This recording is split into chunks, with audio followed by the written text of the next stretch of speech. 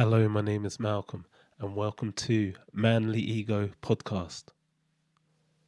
And the second episode I'm going to hit you with is socializing. Simple socializing makes me happy. What does that mean? Simple socializing makes me happy. I'll tell you what it means. Exactly what is on the tin. My social life over the past few years has been awful. It's been terrible. It's been a 2 out of 10, if that. Now, that's not down to the people I've socialized with, because the times I've gone out, it's been good. It's been great. I've had amazing times. But I'm talking about my social life as a whole, how often I go out, my mindset to want to go out. I hadn't really even got into the conversations on a serious level where I've asked people to go out or asked to join in with activities. I've just gone through the monotonous cycle of daily, weekly life, and to have no time for myself where I, let off steam or relax or just build relationships, what socializing does. And this isn't a pity story. This isn't a pity party. This isn't a get the small violin out about my life, because my life is good. There's aspects I want to make better, and that's in relation to me and how I operate. My life is good, but there's things I need to do better to fulfill what I need to do. And it comes down to the basics of having a more important social life, a more effective social life. I'm in that cycle what a lot of people go through, where it is work life, and then if you have kids or other people you look after, you spend time with them, and then it's back to work. And every now and then you might get out and do something. But I've had enough of that. And over the past couple of months, my social life has started to pick up.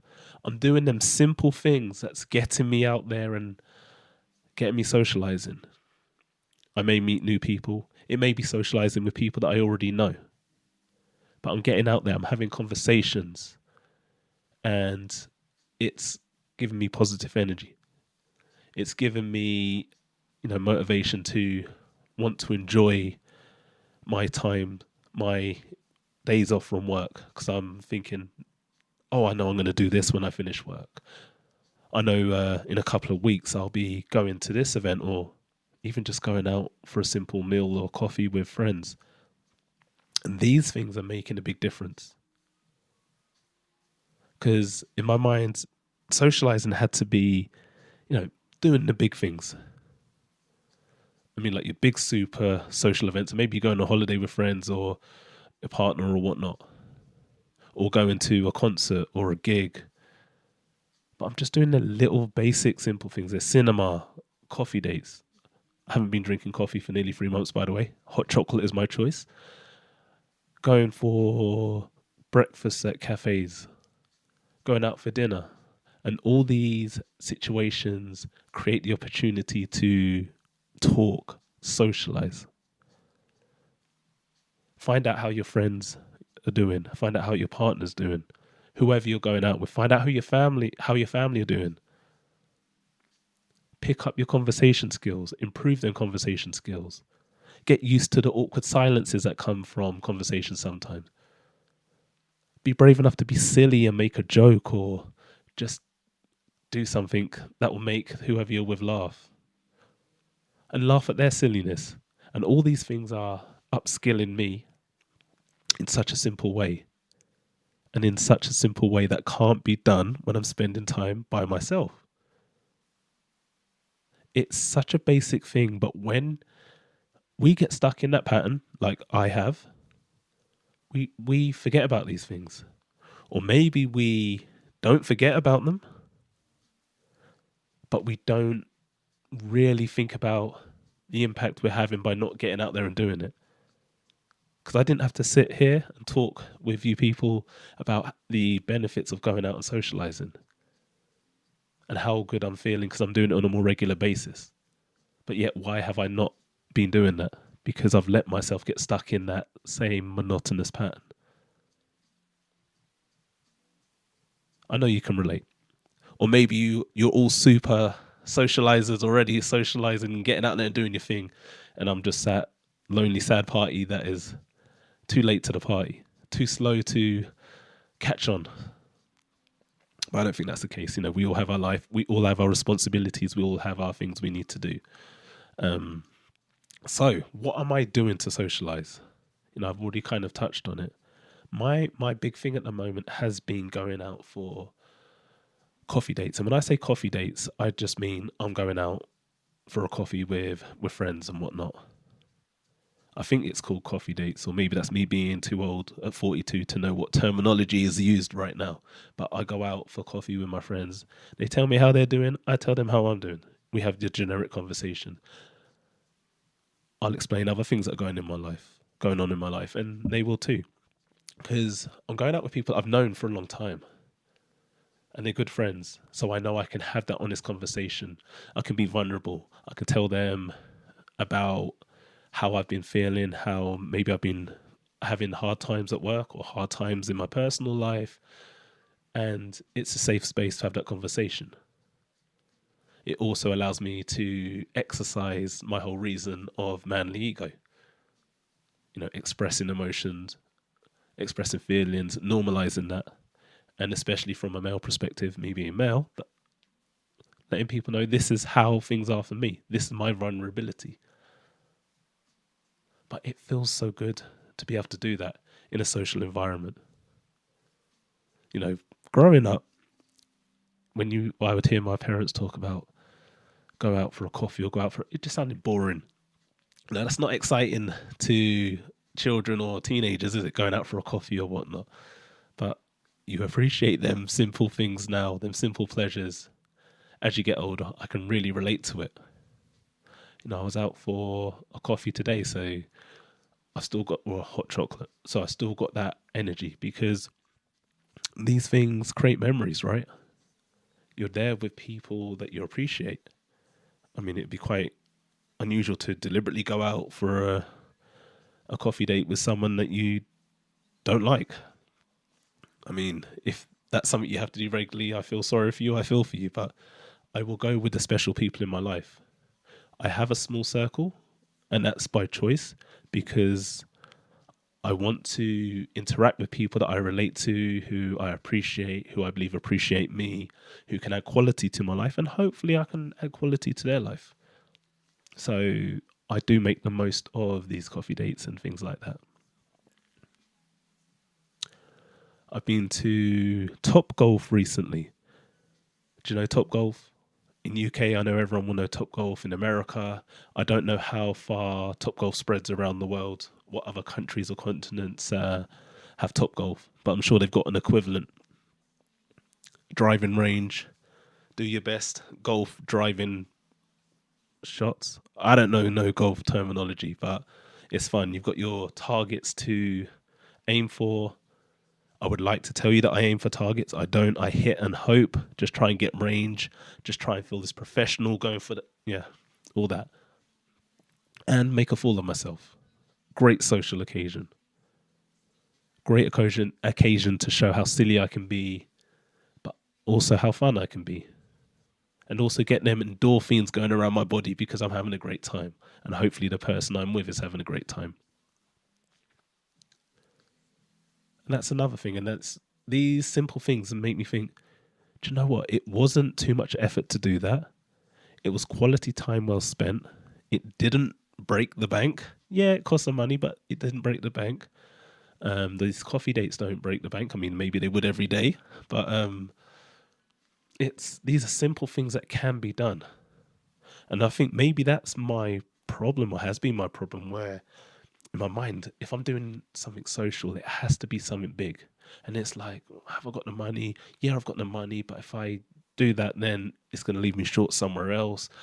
Has the other person got the money? You know, some people will agree to do something and then they just don't turn up, or they'll cancel at the last moment.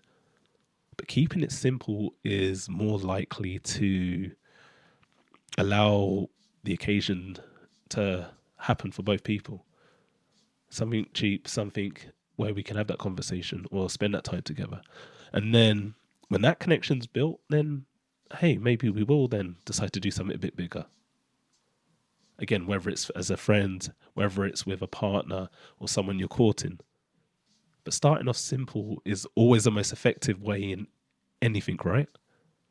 I mean, maybe I'm wrong, but I'm pretty sure anything starting off simple is more effective. Build familiarity, build trust, build confidence, build that rapport. Make it realistic, and then take the steps from there and go and find something bigger to do or whatever. Yeah, maybe I'm going slightly deep into a simple concept, but sometimes that's what needs to be done.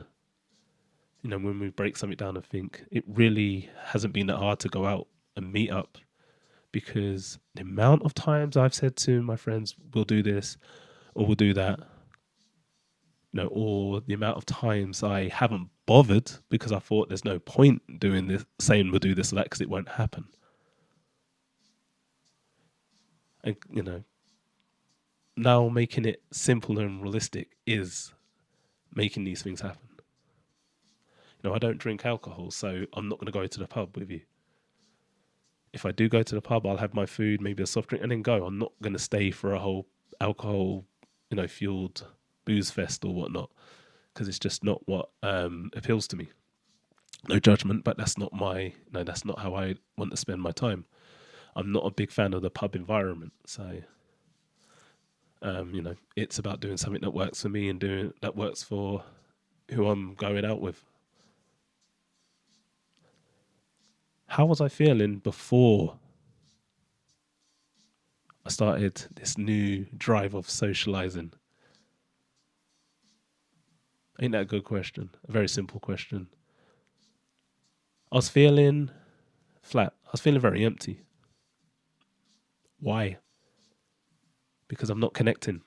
I'm not connecting with people, or I'm not connecting with a big enough range of people. Yeah, I'm connecting with my children who I have on my days off from work. But the relationship with children is different to the relationship you're going to have with friends or a potential partner. You know, I'm never going to offload any troubles or situations onto my kids. That doesn't mean I won't show them emotion. That's two different things. I'm not going to offload issues to them, because as a parent, I feel my duty is to protect them, to make them feel comfortable, to show them strength, to show them realness, but not to offload them with problems and issues, you know, above their situation, above their age, above what they need to have in their life. Let them focus with high school, and I'll let them focus with their Saturday and Sunday league football teams. You know, I couldn't think of anything more mortifying if my dad sat down with me and was talking to me about all the stresses in his life when I was younger. Now, that's fine. I'm 42 years old. I can have these conversations. I have these conversations with older people at work. But back then, no, that'd be horrible. It would be it'd be really confusing, because your parents are your rock. Your parents are the superheroes, or hopefully they are. You know, and if you're to have them asking you all these questions, it would be awkward. I'm struggling in life. I'm struggling in my relationship. Finances aren't great. What would you do as a child if you were getting them sort of questions asked? So going out socializing with the friends, this is where I can have these conversations, because they can relate to the same sort of issues. And that is why I'm going to keep this train moving in the right direction, because the feeling of not going out and socializing, coming home from work, maybe reading. I love my reading, watching a bit of TV, tidying the flat, and then going back to work, and then even hearing people at work talk about they went out to do this. It could be something simple like a coffee or to the pub. I don't do pub, like I've said, but still it's them getting out socializing. I'm thinking, yeah, that sounds good. I'll do that. But now I'm back to work. Same cycle. See, I'm stuck in that same loop. And it gets sad for me. I feel lonely. I feel I'm not doing anything except from the same things. I'm not having new conversations. I'm not improving my skill to conversate or to converse because all these things are how we get better at everything. The more you converse with people, the better you get at conversing, the more confident you'll get at conversing. All these things are important. And I'm someone who loves to improve and keep growing and developing. And I'm feeling so much more confident in conversations because I'm getting out and having conversations in nice, social, peaceful environments. And it's making me happy. It's making me feel good. So I want to keep it at the level where I know now I'm getting out at least twice a week for some kind of coffee date or top goal for bowling, where I know it's going to give me the opportunity to unwind and let everything go. And hopefully the people I go with will do the same thing. There'll be that safe space, that safe environment. Whether it's with male friends, with female friends, with a future partner, socializing. Such a simple thing, but I have missed doing it regularly for such a while. And like I said, that momentum needs to keep going. What will be my next social adventure? I don't know yet, but I will be sure to keep you tuned. I will keep you informed. I hope this episode has given some food for thought. I already hope that you're socializing regularly anyway. I mean, you can still listen to this episode, and if you got this far, you probably have listened to it, but I just like the idea of, if you're someone who socializes a lot, are you trying new things? If you're someone who doesn't, like me, are you going to start socializing? How can you socialize? How simply can you start? What's the smallest steps you can take? Because we all need to have that element in our life, that space in our life where we're getting out and socializing. Because we are social creatures. We all know that.